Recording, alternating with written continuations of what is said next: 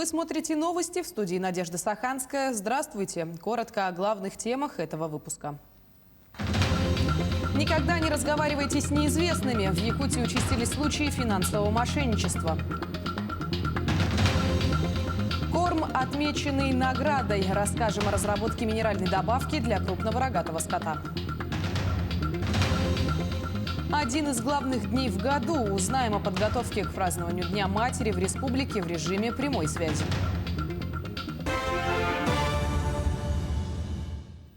Потребность в кадрах в Дальневосточном федеральном округе в ближайшие 5 лет с учетом запустившихся проектов оценивается более чем в 110 тысяч человек.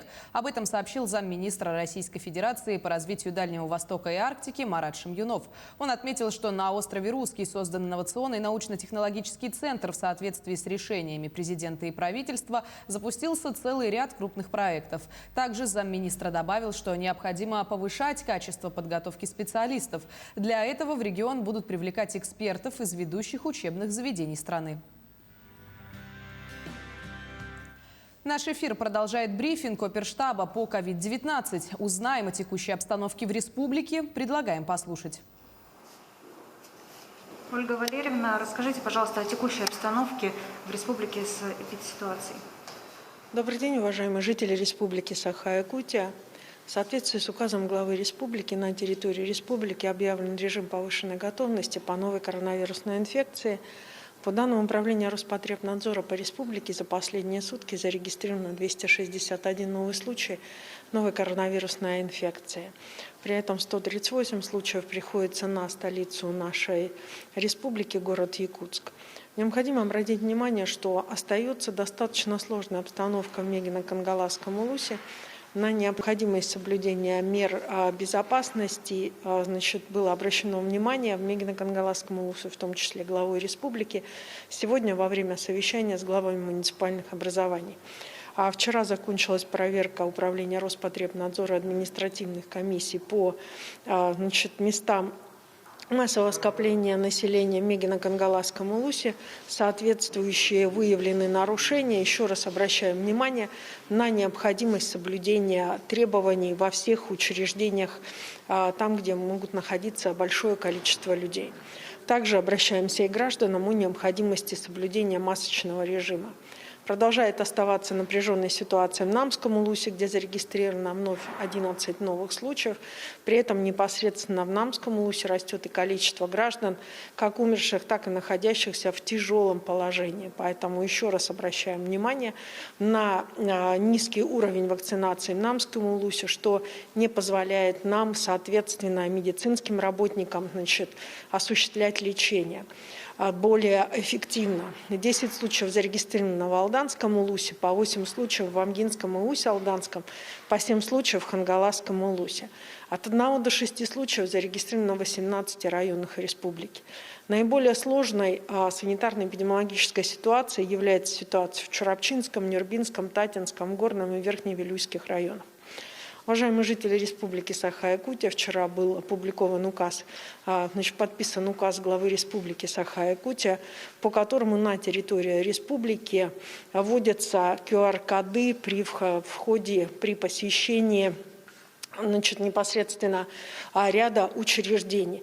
Так, с 20 октября для учреждений культуры, таких как театры, кинотеатры, музеи, дома культуры, которые у нас находятся как муниципальной и государственной собственности, также и в частный, вход разрешен лишь только при предъявлении непосредственно сертификата о вакцинации в электронном виде. Соответствующее правило устанавливается с 20 октября. С 25 октября это правило устанавливается для всех объектов спорта, включая бассейны. И с 1 ноября это рестораны, кафе, столовые и банкетные залы. Соответствующий сертификат или так именуемый QR-код получают все совершеннолетние граждане, получившие прививку от ковид или переболевшие коронавирусом в течение 6 месяцев. Необходимо обратить внимание на сохранение посещения органов государственной власти, органов местного самоуправления только при наличии QR-кодов и, соответственно, сертификата как переболевшие, либо же непосредственно имеющие вакцинацию. Указом главы республики также непосредственно и определяется, что те граждане, которые вакцинировали 6 месяцев назад, либо переболели, должны пройти ревакцинацию. Соответствующую персональную ответственность непосредственно членов правительства Республики Саха-Якутия за усиление направлений по вакцинации и ревакцинации глава республики возложил своим решением. Необходимо обратить внимание, что подобного рода меры, они были связаны с тем, что увеличилось количество больных в тяжелом состоянии. Сегодня у нас 186 пациентов, в том числе на ИВЛ 34. Из 186 пациентов в тяжелом состоянии все не вакцинированные. Сегодня получили у нас первую вакцину 50%, около 50% от общего населения республики. Это 364 836 человек. Особое внимание к лицам старшего возраста. Из них только 48,9% от общего количества лиц старшего возраста в республике получили вакцину. Ревакцинацию в республике прошло 17 085 человек. Это был брифинг оперативного штаба по эпидситуации, а мы продолжаем. Более 235 миллионов рублей лишились жители Якутии в результате общения с дистанционными мошенниками. Схемы их мошеннических действий бывают разными, и по мере привыкания населения к одной из них придумывается новое. Как обезопасить себя от этих аферистов, кого и как чаще всего они обманывают, далее в сюжете Ульяны Шагиной. Один раз позвонили и сказали, что с какого-то банка звонят и требовали, просили данные. Я им сказал, что как бы в отпор вы мошенники, и отключил. После этого они не стали звонить. Матери тоже звонят, но я ей говорю, чтобы она не брала трубу. Порой мобильные мошенники бывают и настойчивыми. Приятный уверенный голос, представляясь банковским сотрудником, вызывает доверие. Они действуют так убедительно, что по их просьбам многие и не успевают понять, как на чужой счет перевели сотни тысяч рублей. За 9 месяцев текущего года на территории Якутии зарегистрировано 2232 преступления, совершенных с использованием информационно-телекоммуникационных технологий, что на 30% больше, чем за аналогичный период прошлого года. Общий ущерб от совершенных в отношении жителей республики дистанционных хищений превысил более 234 миллионов рублей. Нужно помнить, что сотрудники банков никогда не сообщают о подозрительных операциях по вашей карте. Они не спрашивают коды безопасности. Если раньше считалось, что дистанционные мошенники чаще обманывают пожилых людей, то в последнее время попадаются и молодые люди. Анализ преступлений показывает, что наиболее подверженным дистанционным хищениям являются лица, относящиеся к возрастной группе от 30 до 49 лет. Мы вышли на улицы города и расспросили людей, сталкивались ли они с дистанционными мошенниками. И 100% опрошенных как минимум один раз общались с аферистами. Ну да, было дело. Как вы узнали, что это мошенники? По их поведению просто трубку скинул и все. Писали, звонили. Ничего, трубку вешала. Мы сталкивались, жену чуть не развели. Было дело.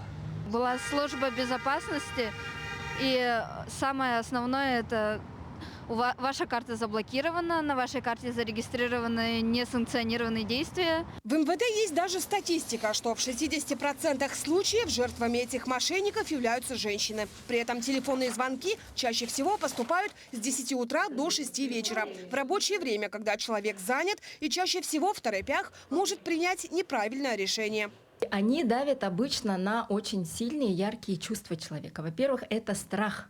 Если человека очень сильно напугать, он будет согласен на все, чтобы избежать чего-то плохого. Помимо банковских сотрудников, мошенники размещают в интернете подложные объявления о купле-продаже. Быстрый заработок предлагают биржевые площадки. Представляются сотовыми операторами. По мере привыкания населения к одному из видов обмана придумываются новые. И обезопасить себя от них можно только в случае, если не разговаривать с ними и не сообщать им свои личные данные. Ульяна Шагина, Иван Яковлев, Артем Алексеев, Якутск.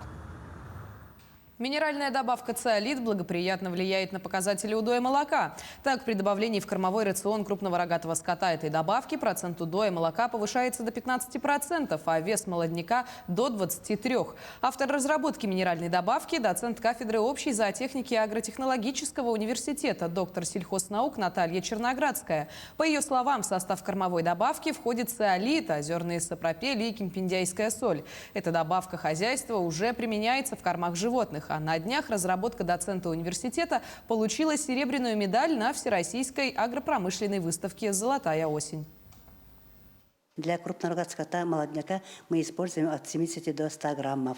Это кимпендяйская соль 5-10 граммов по норме. Вместе совместно с этой сапропелью для молодняка 100-200 граммов, а для взрослых 200-300 граммов. Это дает повышение для роста развития молодняка, а для этого молочной продуктивности повышается на 15-20%. Сотрудники Ленского бассейнового водного управления «Экологии Алроса» обследовали Ириляхский гидроузел и дрожжные полигоны Мирнинской площадки. Безопасность объектов водоснабжения в компании на особом контроле. Гидроузел на реке Ирилях Мирнинского горнообогатительного комбината используется для хозяйственно-питьевого и производственного водоснабжения Мирного. В 2022 году Росгидромет прогнозирует маловодный период. Чтобы учесть изменения климата и обеспечить население Мирнинского района питьевой водой, необходимо комплексно подойти к вопросам режима работы водохранилищ. В Ленском бассейновом водном управлении рассматривают возможность создания межведомственных рабочих групп гидроузлов в Мирном, Удачном и Айхале. Руководители компании поддержали данное решение. Нам очень хорошо показали работу гидроузла, насосной станции, ознакомили непосредственно, как все это функционирует. Смотрим, что здесь работа устроена очень серьезно. Мы ощутили всю ответственность работы ваших специалистов.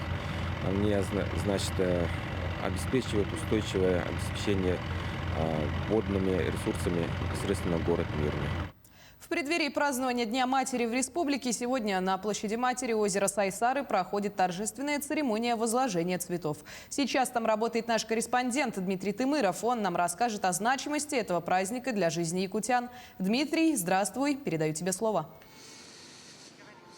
Коллеги, добрый день. Только что прошла церемония возложения цветов к памятнику матери, в котором приняли участие региональные власти, также представители городской администрации. Ну а я вначале хочу отметить, что жители Якутии сегодня отмечают День матери. Это не всероссийский праздник, это именно региональный, который был утвержден указом президента республики еще в 1993 году. А всероссийский праздник День матери был утвержден позже, это в 1998 году. Поэтому сегодня именно по стране День матери отмечают жители региона, а далее уже в конце ноября, последнее воскресенье ноября, жители страны будут отмечать уже всероссийский праздник. Ну а значимости этого праздника для жизни якутян нам расскажет народный депутат Государственного собрания Илтумен Алена Атласова. Алена, здравствуйте, расскажите о значимости этого праздника для жизни каждого якутян.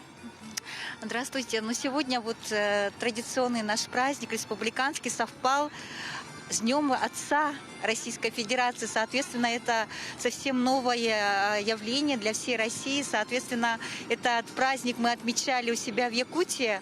И сейчас вся Россия будет отмечать наравне с нашим республиканским праздником Матери и День Отца. Но я считаю, что это действительно очень хорошая традиция, поскольку мы приняли Конституцию Российской Федерации, Конституцию нашей республики, где дети провозглашены у нас главным приоритетом государственной политики. И семейные ценности, традиционные семейные ценности, конечно, говорят о том, что этот праздник должен отмечаться в каждой семье. И отец, мать, они имеют огромное значение. Но сегодня День матери, я скажу, что быть матерью на севере – это действительно очень большая ответственность, требует стойкости духа. И, конечно, я поздравляю всех наших мам с замечательным праздником. Желаю крепкого здоровья, благополучия в семье, самореализации и счастья. С праздником! Спасибо. Ну а на этом мы завершаем. Более подробный вечерний выпуск новостей. Благодарю, Дмитрий. Напомню, с нами на связи был наш коллега Дмитрий Тымыров. На этом пока вся информация. О развитии событий смотрите в наших следующих выпусках. До встречи в эфире.